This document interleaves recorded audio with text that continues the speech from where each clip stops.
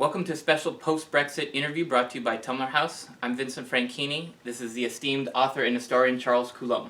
Hello. Alright, so it happened. Britain voted in favor of leaving the European Union, and David Cameron is set to resign. Where does Britain go from here? Well, I'm sure that's a question people are asking themselves all over the globe. And I wish I could give you a simple, definitive answer. All I can really offer are guesses.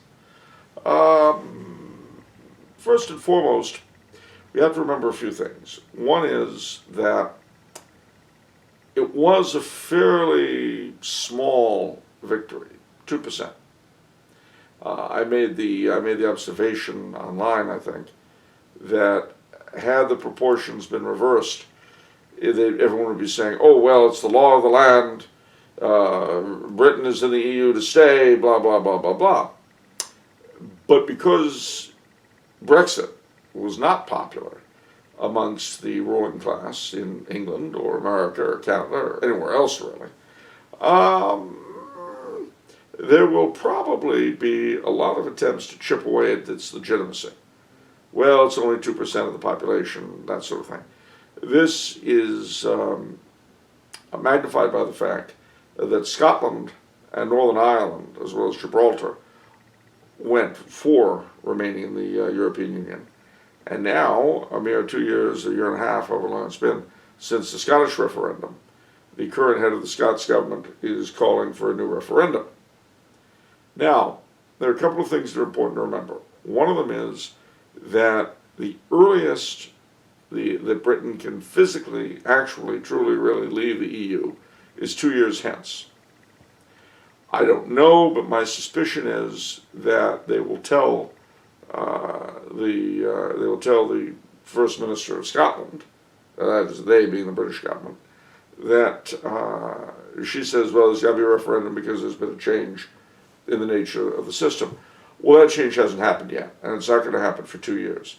So I can tell you that if I were Whitehall, I would say you're going to wait at least 2 years till you have your referendum. So I would cool my jets if I were you. Similarly, in terms of Northern Ireland, it's funny to see all sorts of people jumping up and down talking about, oh, well, we should have a united Ireland now. And it's funny when you hear Orangemen saying that. Because remember, their whole reason for not being part of Ireland was being ruled by Catholics and this, that, and the other. Well, of course, now Ireland's not Catholic, as the two-thirds majority for gay marriage shows us. So that hurdle has been overcome. The Ulstermen do not have to worry about being swallowed up by a Catholic country, because Ireland is no more a Catholic country today than Britain is. Less, in some ways, actually. But nevertheless, Northern Ireland did go to remain in the European Union.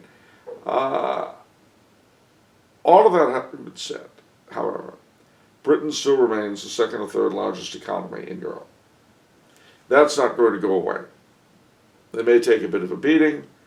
The pound may go down for a bit, which will be great news for American tourists. I think that if the pound goes down under $1, you're going to have to fight your way through all the Americans in London. You know, a Savile Row suit for only 80 pounds, yes. No, if nothing else, it will certainly make British industry far more competitive than it's been in years.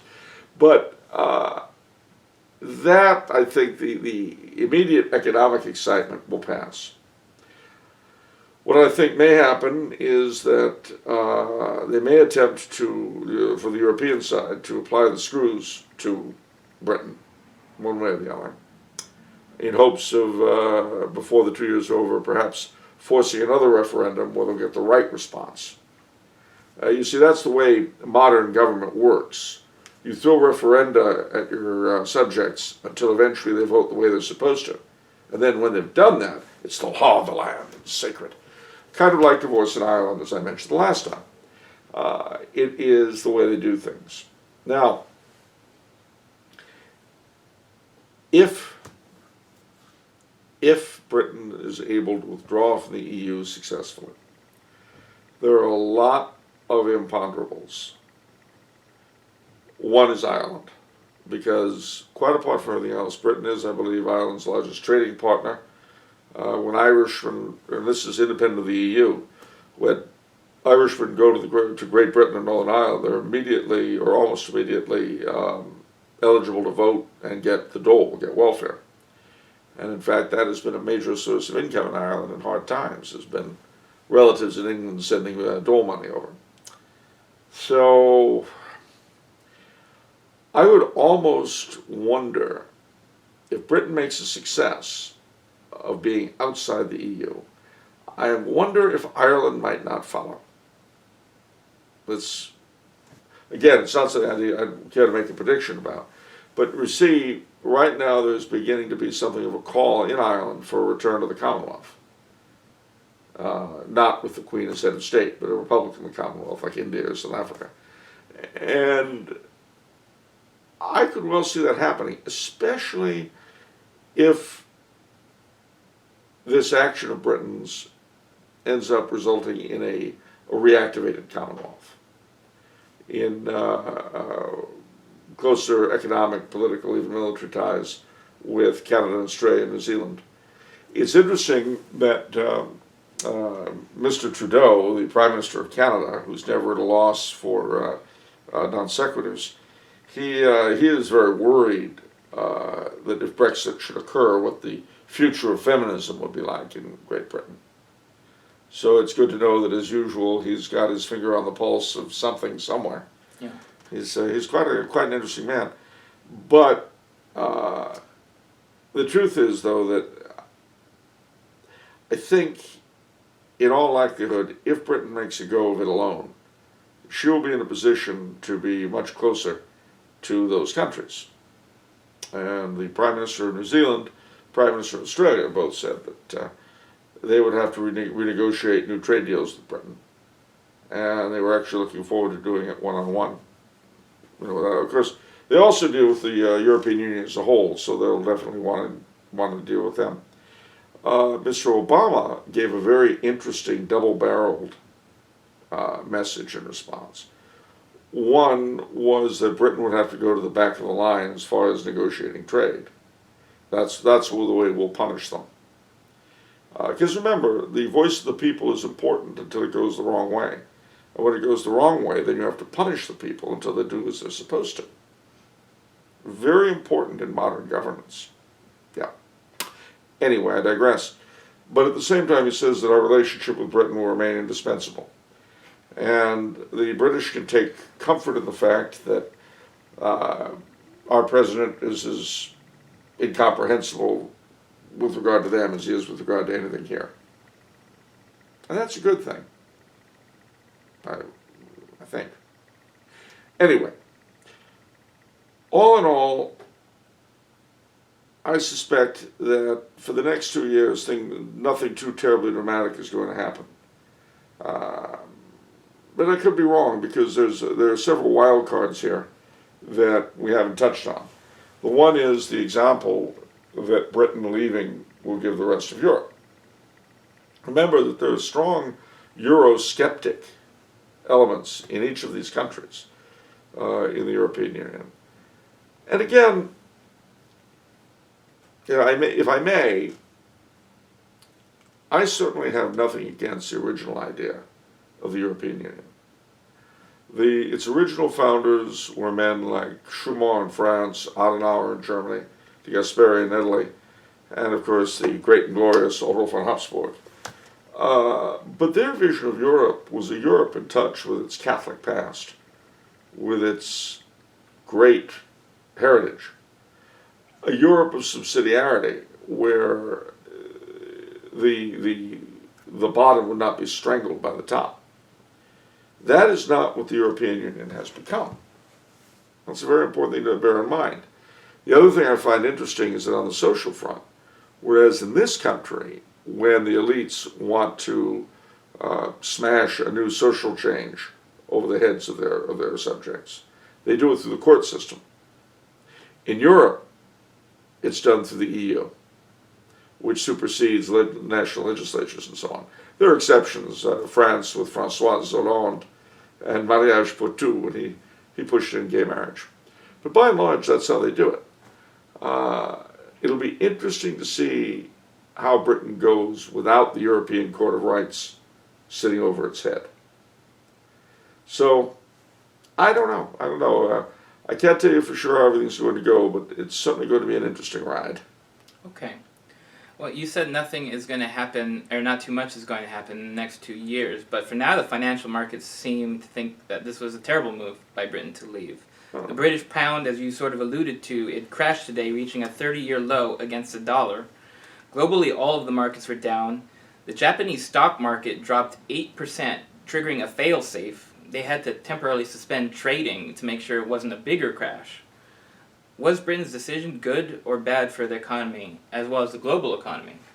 Well, again, economics is a bit like voodoo, in the sense that nobody really knows what's going to happen until it's happened. And also, voodoo priests tend to have a higher rate of success with their prognostications than economists do. But honestly, this is going to pass fairly quickly. It's a gut reaction. I mean, obviously, the great investors and so forth aren't happy with the Brits. And they're just not happy in general. But you know what? British goods are still needed. People are still going to pay for them. The British still need goods, and they're still going to pay for them.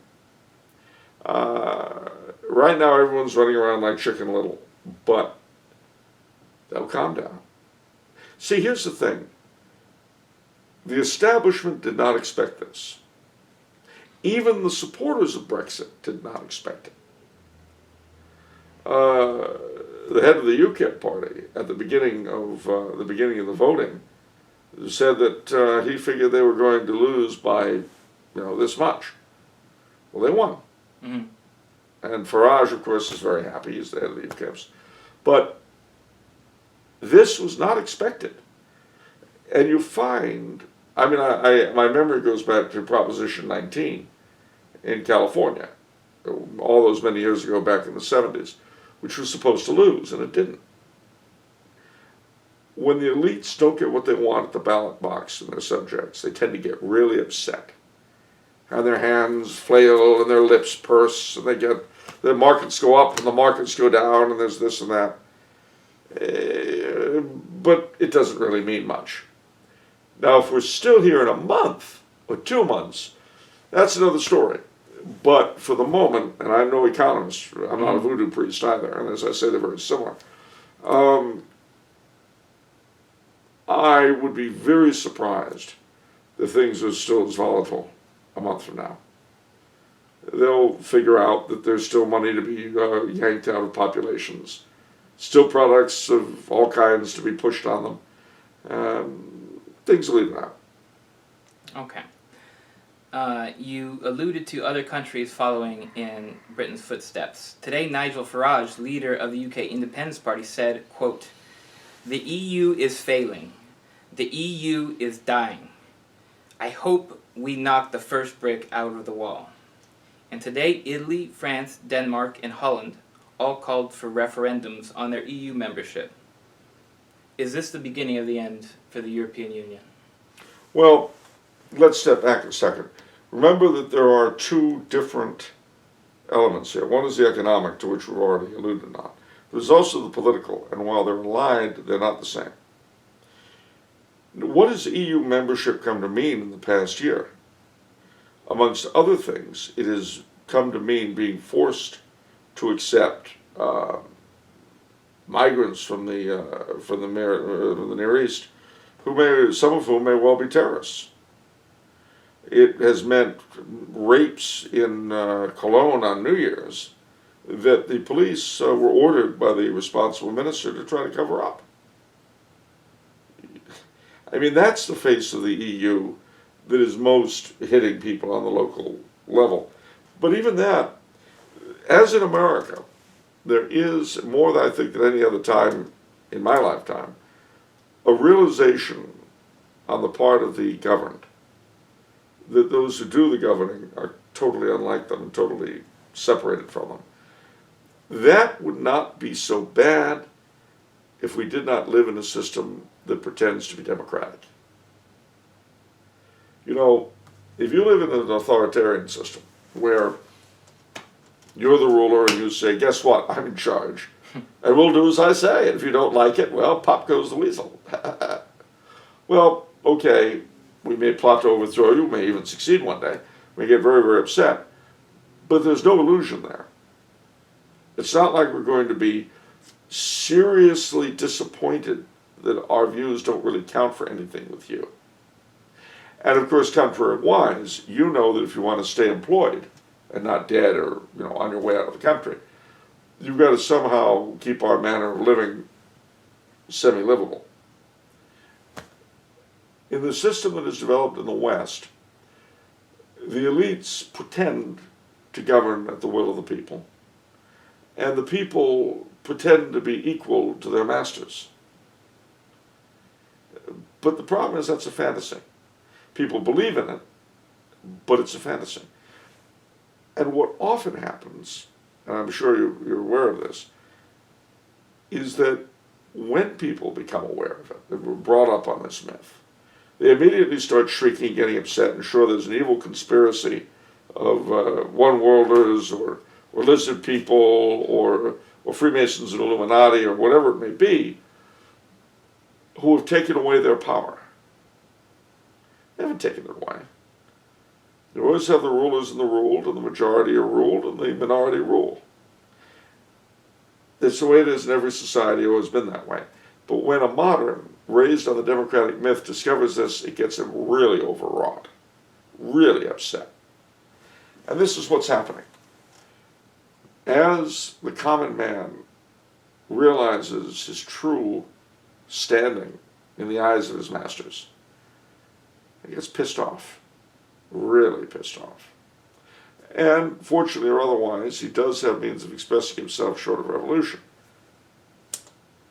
including the ballot box. Normally, as I've said, it gets manipulated. If things don't go the right way, they can be quashed in the courts. You can keep on throwing referenda until you get what you want. All that can be done. But every now and then, the people do speak to some degree. Now, today, the problem is that we have never had an elite so divorced from reality as we do now. And we have never had a general population so resentful at their lack of power. They've been brought up to believe that they count for something, and they've realized they count for nothing. And that is a very upsetting realization. It wouldn't be so bad, as I say, if either the rulership were more savvy, more interested in their people, or if the people were more aware of the way things really stood. But we have sort of a perfect storm. And that it's going on in every country in Europe. It's going on here. In Europe, it's exacerbated by the terrorists. It's exacerbated by the way the economy has gone. It's exacerbated by all kinds of things. In our country, it's not quite as bad because we don't really, though of course we've had the thing in Riverside, the thing in Orlando and so forth, but we have not really seen terror on this, except for 9/11, on the scale of what Europe has gone through. But nevertheless, it's the same resentment. I mean, that was why it was so interesting to see Mr. Trump in Scotland jumping up and down over this result. Because he sees what I pointed out, I don't mind saying, in our last session, is the vaguely analogous nature of the Trump and the Brexit campaigns.